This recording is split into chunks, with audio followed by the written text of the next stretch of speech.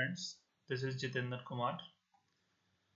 Friends, आज के इस वीडियो में केवल एक ही टॉपिक कवर किया है मैंने, और वो है treatment of accumulated profits, losses and reserves at the time of admission of a partner. Means किसी भी नए पार्टनर के एडमिशन के टाइम पर ऑलरेडी एग्जिस्टिंग फर्म के पास जो भी एक्यूमुलेटेड प्रॉफिट्स, लॉसेस या रिजर्व्स हैं, उनको कैसे ट्रीट किया जाएगा। ये ध्यान रखना है फ्रेंड्स आपको कि जब भी कोई नया पार्टनर फर्म में एडमिट होता है तो ये हो सकता है कि जो ऑलरेडी एग्जिस्टिंग फर्म है उनके पास उनकी बैलेंस शीट में कोई पहले से ही एक्यूमुलेटेड प्रॉफिट, लॉसेस या रिजर्व हो सकती हैं। तो ये ध्यान रखना है कि ये जितने भी एक्यूमुलेटेड प्रॉफिट, लॉसेस या रिजर्व जो ऑलरेडी बैलेंस शीट में हैं किसी नए पार्टनर के एडमिशन के टाइम पर, ये सभी एक्यूमुलेटेड प्रॉफिट, लॉसेस और रिजर्व्स किसको बिलोंग करते हैं?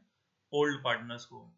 इन प्रॉफिट या रिजर्व्स को अर्न करने में या लॉसेस को सफर करने में नए पार्टनर का कोई कंट्रीब्यूशन नहीं रहा है, क्योंकि ये पास्ट में कमाए हुए प्रॉफिट या सफर किए हुए लॉसेस हैं।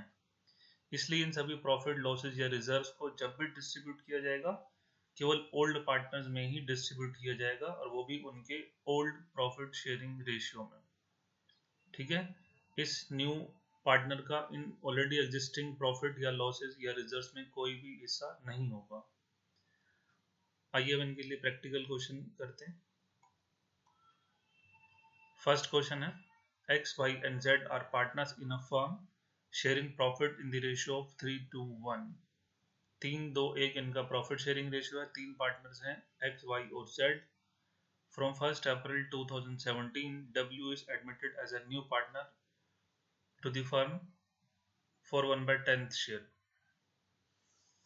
1 अप्रैल 2017 से डब्ल्यू एक नया पार्टनर फर्म में आ रहा है जिसको प्रॉफिट का 1/10 शेयर मिलेगा। On that date their balance sheet contained workman compensation reserves of ₹12,000। जब डब्ल्यू का एडमिशन हो रहा है फर्म में, उस डेट को ऑलरेडी एक्स, वाई, जेड की बैलेंस शीट में वर्कमैन कंपनसेशन रिजर्व ₹12,000 का अपीयर कर रहा है। Show the necessary journal entries in each of the following cases. इस particular item workman compensation reserve से रिलेटेड तीन अलग अलग केसेस हो सकते हैं, तीनों मैंने यहाँ मेंशन किए हैं। पहला केस है when there is no claim against workman compensation reserve. ₹12,000 का वर्कमैन कंपनसेशन रिजर्व है, लेकिन इसके लिए कोई भी क्लेम नहीं है। इसका मतलब ये हुआ कि ये ₹12,000 का वर्कमैन कंपनसेशन रिजर्व एक फ्री रिजर्व है अब, क्योंकि इसके अगेंस्ट कोई लायबिलिटी नहीं है। तो ये ₹12,000 का workman compensation reserve old partners X, Y, Z में बांट दिया जाएगा उनके रेशियो 3:1 में। ये देखिए पहली entry, workman compensation reserve debit to old partners X, Y and Z.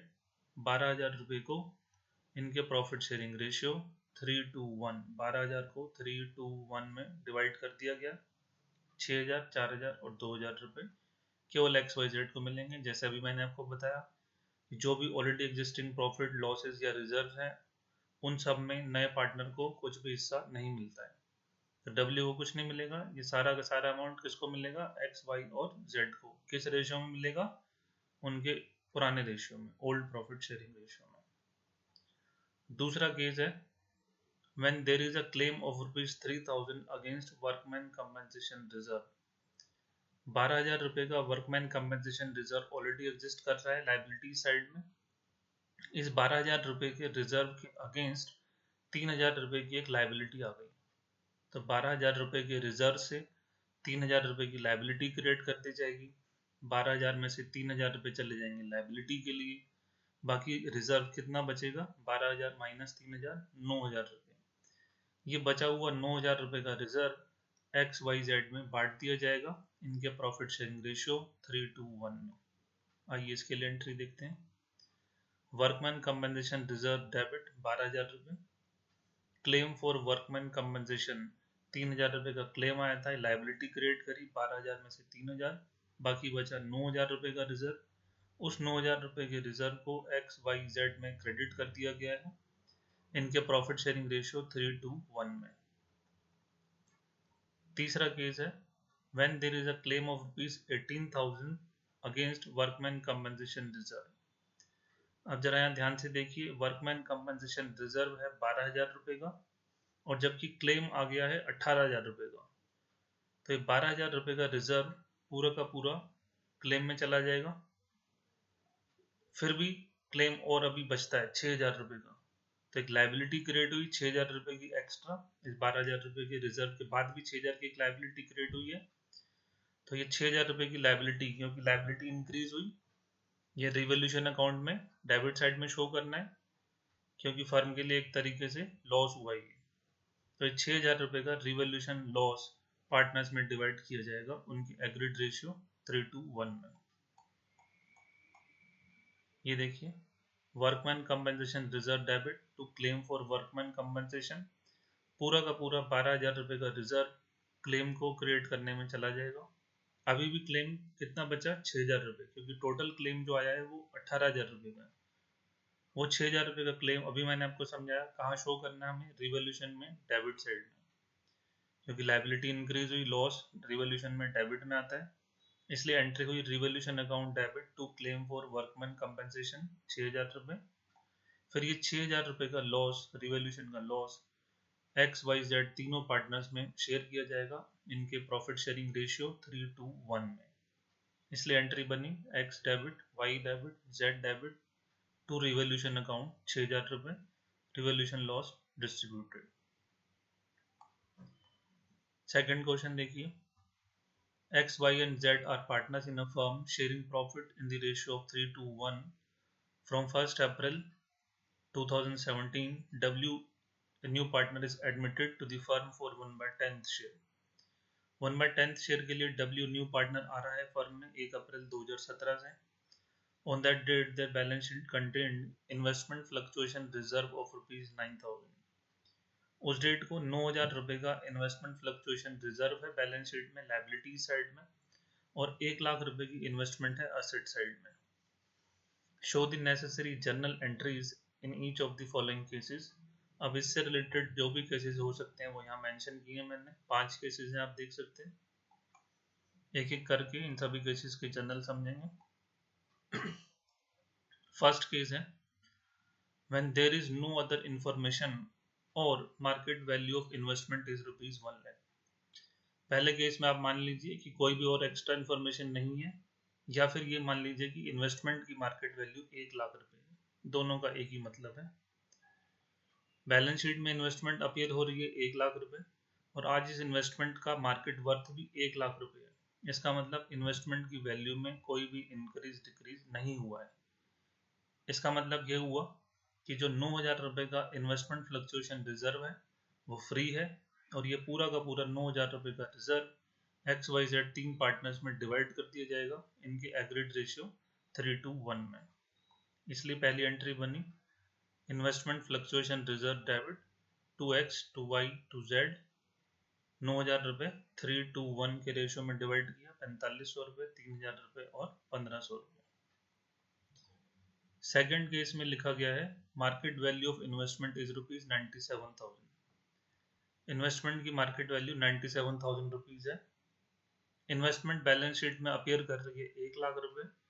अगर इन्वेस्टमेंट की मार्केट वैल्यू ऑफ 97,000 रुपीज रह गई, इसका मतलब ये हुआ कि इन्वेस्टमेंट की वैल्यू 3,000 रुपये कम हो गई। ये 3,000 रुपये जो इन्वेस्टमेंट की वैल्यू कम हुई है, इसको हम इन्वेस्टमेंट फ्लक्चुएशन रिजर्व से विड्रॉ कर लेंगे। 9,000 रुपये के रिजर्व में से 3,000 रुपये यूज कर लिए जाएंगे इन्वेस्टमेंट की वैल्यू को डिक्रीज करने के लिए।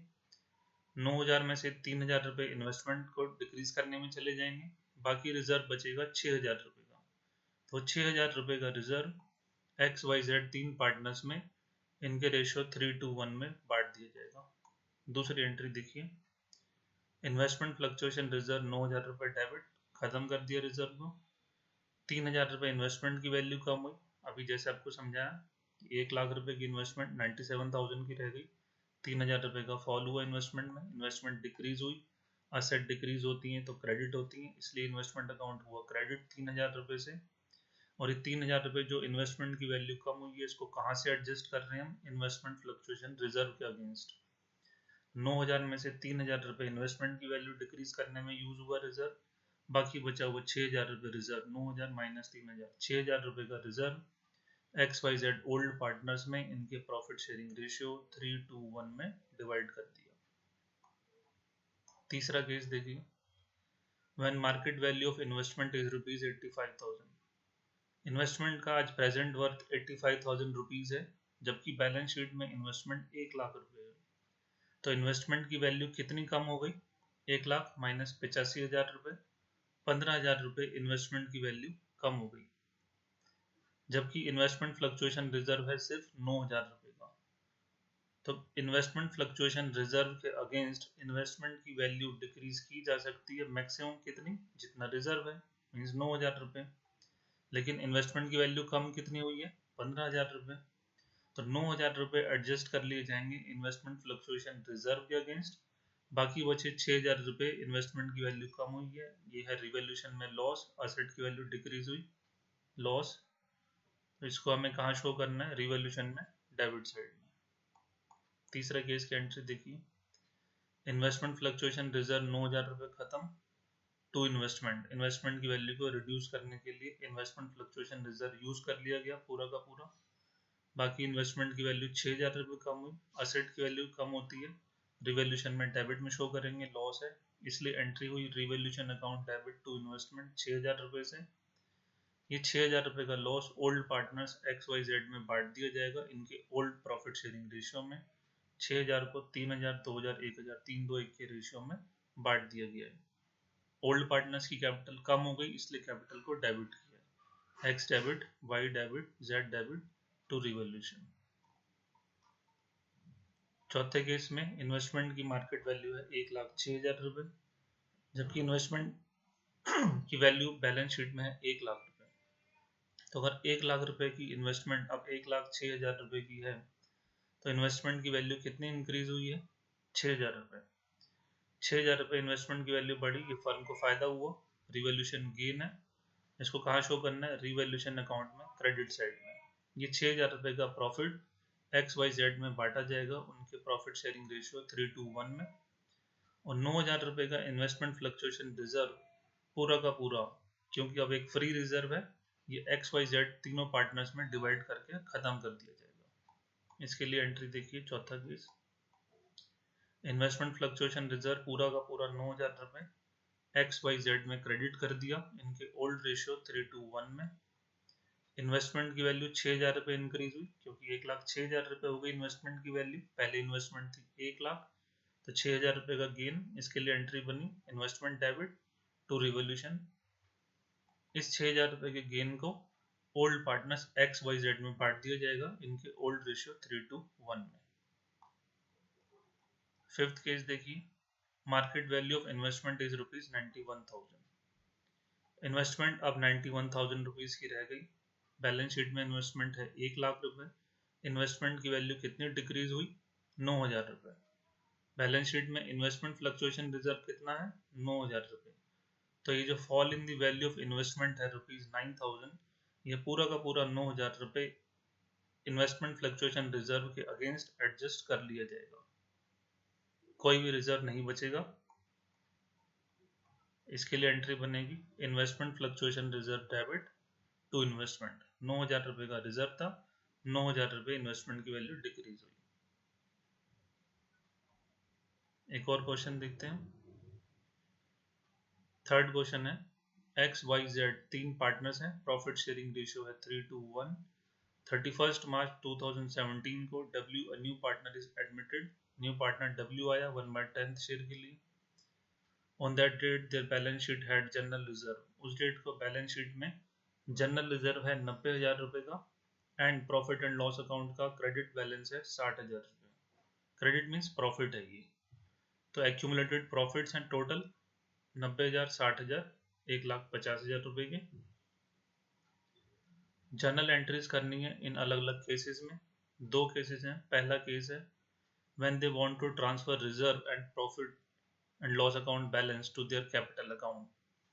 XYZ तीनों पार्टनर चाहते हैं कि जो ऑलरेडी एग्जिस्टिंग जनरल रिजर्व और प्रॉफिट का बैलेंस है उसको बांट के खत्म कर दिया जाए। तो अगर बांट के खत्म कर दिया जाएगा पुराने एग्जिस्टिंग प्रॉफिट को, तो मैं अभी समझाया था कि किसको मिलेंगे प्रॉफिट, केवल ओल्ड पार्टनर्स को, वो भी ओल्ड रेशियो में। इसलिए पहले केस में एंट्री बनेगी general reserve debit, profit and loss account debit, और ये दोनों ही सम 90,000 60,000 रुपये XYZ को दिए जाएंगे इनके रेशियो 3:1 में। तो 90,000 60,000 1,50,000 रुपये को 3:1 के रेशियो में बांट के खत्म कर दिया गया। 75,000 रुपये मिलेंगे X को, 50,000 रुपये Y को, 25,000 रुपये Z को। दूसरा केस है when they don't want to disturb general reserve and profit and loss account balance. XYZ चाहते हैं कि जनरल रिजर्व और प्रॉफिट एंड लॉस अकाउंट के बैलेंस को डिस्ट्रीब्यूट नहीं किया जाए, मींस फ्यूचर की बैलेंस शीट जो है उसमें भी इनको शो किया जाए, जनरल रिजर्व और प्रॉफिट एंड लॉस को वही फिगर पर शो किया जाए जितना वो है अभी। तो अगर ऐसे होगा कि जो भी एक्यूमुलेटेड प्रॉफिट या रिजर्व्स हैं उनको पार्टनर्स नहीं बांटना चाहते हैं, तो इसके लिए आपको एक सिंगल एडजस्टमेंट एंट्री करनी होती है, और वो सिंगल एडजस्टमेंट एंट्री होती है gaining partners debit to sacrificing partner. Gaining partner कौन है? देखो W एक नया पार्टनर फर्म में आ रहा है, उसको प्रॉफिट में 1/10 शेयर मिल रहा है। न्यू पार्टनर को तो प्रॉफिट में कुछ ना कुछ शेयर मिलेगा, तो हमेशा नए पार्टनर को तो गेन ही होता है। और इसके आने की वजह से जो पुराने पार्टनर्स हैं XYZ उनको सेक्रीफाइस होगा, क्योंकि फ्यूचर में उनका प्रॉफिट का शेयर कम हो जाएगा। तो इसलिए गेनिंग पार्टनर है W, सेक्रीफाइसिंग पार्टनर है XYZ। सिंगल एडजस्टमेंट एंट्री होती है gaining partners capital account debit to sacrificing partner. इसलिए एंट्री बनेगी W's capital account debit to sacrificing partner X debit X to Y to Z, gaining partner W debit to sacrificing partner X Y and Z, ये entry बनेगी। अब ये amount कैसे calculate हो, इसके लिए एक वर्किंग नोट है, इसको आप समझ लीजिए। Old profit sharing ratio of XYZ का ओल्ड प्रॉफिट शेयरिंग रेशियो है 3:1, W का प्रॉफिट का शेयर है 1/10, जनरल रिजर्व और प्रॉफिट एंड लॉस अकाउंट जिनको अभी डिवाइड नहीं किया जाना है उनका टोटल सम कितना है 1,50,000 रुपये। W को कितना गेन हो रहा है, 1/10 प्रॉफिट शेयर मिल रहा है, तो W केवल 1/10 का कंपनसेशन देगा। टोटल अमाउंट है 1,50,000 रुपये, इसका 1/10 हुआ 15,000 रुपये, तो W नया पार्टनर केवल 15,000 रुपये की कंपनसेशन देगा XYZ को। Hence, W will compensate to X for general reserve and profit and loss account balance. XYZ का ओल्ड प्रॉफिट शेयरिंग रेशियो 3:1, यही इनका सैक्रिफाइसिंग रेशियो भी है। तो जो 15,000 रुपये W देने वाला है XYZ को, ये 15,000 रुपये XYZ को इनके सैक्रिफाइसिंग रेशियो 3:1 में दिए जाएंगे। इसलिए लिखा मैंने W will compensate to X, W compensation देगा X को जनरल रिजर्व और profit and loss account balance के लिए 3/6, 15,000 का 3/6, क्योंकि X का सेक्रीफाइस 3/6 का है 7,500 रुपये। ऐसे ही W कंपनसेट करेगा Y को 15,000 टोटल का 2/6, क्योंकि Y का सेक्रीफाइसिंग हिस्सा है 2/6 5,000 रुपये। ऐसे ही W कंपनसेट करेगा Z को टोटल 15,000 का 1/6 2,500 रुपये। इसलिए ये amount gaining partner W debit हुआ 15,000 से, और XYZ तीन ओल्ड पार्टनर जिन्होंने सेक्रीफाइस किया वो हुए क्रेडिट। इस एंट्री का इफेक्ट ये होगा कि अब फर्दर जितनी भी बैलेंस शीट बनेंगी उनमें जनरल रिजर्व और profit and loss account as it is show किए जाएंगे, जितने की हैं 90,000 रुपये का जनरल रिजर्व, 60,000 रुपये का प्रॉफिट एंड लॉस अकाउंट। और फ्यूचर में जब भी कभी जनरल रिजर्व और प्रॉफिट एंड लॉस डिवाइड किए जाएंगे, तो ये जनरल रिजर्व 90,000 और 60,000 रुपये का प्रॉफिट का बैलेंस X, Y, Z और W सबको मिलेगा, W को भी मिलेगा। और ये फ्यूचर में जब डिवाइड होगा, कौन से रेशियो में डिवाइड होगा, X, Y, Z और W के न्यू रेशियो में डिवाइड होगा, ये ध्यान रखना है आपको। एक और क्वेश्चन करते हैं। X, Y and Z were partners sharing profit in the ratio 4:2. On March 31st, 2017, W is admitted to the firm for 1/10 share. तीन पार्टनर्स थे पहले XYZ, बाद में W एक नया पार्टनर आया 1/10 शेयर के लिए। On that date, their balance sheet had accumulated loss. अभी प्रीवियस क्वेश्चन किया, वहां पर दो एक्यूमुलेटेड प्रॉफिट थे, प्रॉफिट और जनरल रिजर्व, लेकिन इस क्वेश्चन में मैंने लिखा है कि एक्यूमुलेटेड लॉस है 90,000 रुपये का। तो ये ध्यान रखना है, प्रॉफिट हो या लॉस हो, जो भी एग्जिस्टिंग प्रॉफिट हो या लॉस होगा, वो सब किसको बिलोंग करता है, ओल्ड पार्टनर्स को। तो उसको अगर डिवाइड किया जाएगा, अभी मैंने आपको समझाया था, तो वो ओल्ड पार्टनर्स को ही मिलता है ओल्ड रेशियो में। तो दो केसेस में जर्नल एंट्री करनी है हमें। पहला केस है when they want to distribute accumulated loss, कि वो एक्यूमुलेटेड लॉस को बांटना चाहते हैं। अगर लॉस पार्टनर्स में डिवाइड किया जाएगा तो पार्टनर्स की कैपिटल कम हो जाएंगी, इसलिए एक्स वाई जेड की कैपिटल को डेबिट किया गया पहले केस में, देखिए, और प्रॉफिट एंड लॉस अकाउंट को क्रेडिट किया। 90,000 रुपये के लॉस को 4-3-2 के रेशियो में बांट के खत्म कर दिया गया। दूसरे केस में लिखा है when they don't want to distribute accumulated loss, partner चाहते हैं कि अभी एक्यूमुलेटेड लॉस को ना बांटा जाए। इसका मतलब कि 90,000 रुपये का लॉस अभी बैलेंस शीट में शो होता रहेगा फ्यूचर में भी, और फ्यूचर में जब डिवाइड होगा तो वो एक्स वाई जेड और डब्ल्यू सब पार्टनर्स को दिया जाएगा। लॉस सभी नहीं, चारों पार्टनर में डिवाइड होगा उनके नए रेशियो में। अभी लॉस को नहीं बांटना चाहते हैं, तो अगर लॉस को अभी नहीं बांटना चाहते हैं तो इसके लिए सिंगल एडजस्टमेंट एंट्री होगी। लेकिन एक चीज़ ध्यान रखनी है कि अगर एक्यूमुलेटेड प्रॉफिट होते हैं तो उसके लिए सिंगल एडजस्टमेंट एंट्री, जो हमने पिछले क्वेश्चन में करी, gaining partner debit to sacrificing partner. लेकिन अगर किसी क्वेश्चन में एक्यूमुलेटेड लॉस हैं और लॉस को डिवाइड नहीं करना है, तो जो सिंगल एडजस्टमेंट एंट्री होती है वो एंट्री रिवर्स हो जाती है। इसमें एंट्री होगी sacrificing partner debit to gaining partner, इसलिए sacrificing partner X Y Z को डेबिट किया, गेनिंग पार्टनर डब्ल्यू को क्रेडिट किया। अब ये अमाउंट किस तरीके से आया है देखिए, इसमें थोड़ी सी करेक्शन है, जरा ये फिगर लिखने में गलत हो गई है, इसको ठीक कर लेते हैं। टोटल अमाउंट जो मिलना है एक्स को वो है 4,000 रुपये, 3,000 रुपये है वाई के लिए, 2,000 रुपये है जेड के लिए, और डब्ल्यू को क्रेडिट मिलेगा टोटल 9,000 रुपये के लिए। अब ये अमाउंट समझिए कि कैसे बना ये अमाउंट। टोटल एक्यूमुलेटेड लॉस है 90,000 रुपये का, डब्ल्यू का हिस्सा है इसमें 1/10, तो 90,000 रुपये के लॉस का 1/10 कितना हुआ, 9,000 रुपये। तो डब्ल्यू को क्रेडिट मिलेगा 9,000 रुपये का। इस 9,000 रुपये के अमाउंट को एक्स वाई जेड में बांट दिया गया है 4-3-2 इनके रेशियो में। इनका सेक्रीफाइस कितना है, वही ओल्ड रेशियो ही सेक्रीफाइसिंग रेशियो है, 4-3-2। तो 9,000 को 4-3-2 में बांटा गया, 4,000, 3,000, 2,000। ये सिंगल एडजस्टमेंट एंट्री है एक्यूमुलेटेड लॉस के लिए, क्योंकि ये पार्टनर अभी लॉस को नहीं बांटना चाहते हैं। फ्यूचर में जब भी ये लॉस को बांटेंगे, ध्यान रखना है कि वो लॉस एक्स वाई जेड और डब्ल्यू चारों में बांटा जाएगा उनके न्यू रेशियो में।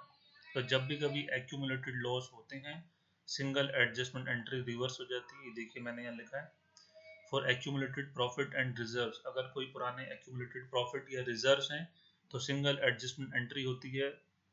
जब पार्टनर प्रॉफिट और रिजर्व्स को नहीं बांटना चाहते हैं तब सिंगल एडजस्टमेंट एंट्री की जाती है, gaining partners capital account debit to sacrificing partners capital account. लेकिन अगर एक्यूमुलेटेड लॉसेज हैं तो सिंगल एडजस्टमेंट एंट्री, जब पार्टनर अभी लॉस को नहीं बांटना चाहते हैं तो सिंगल एडजस्टमेंट एंट्री इस एंट्री का बिल्कुल रिवर्सल होता है, sacrificing partners capital account debit to gaining partners capital account.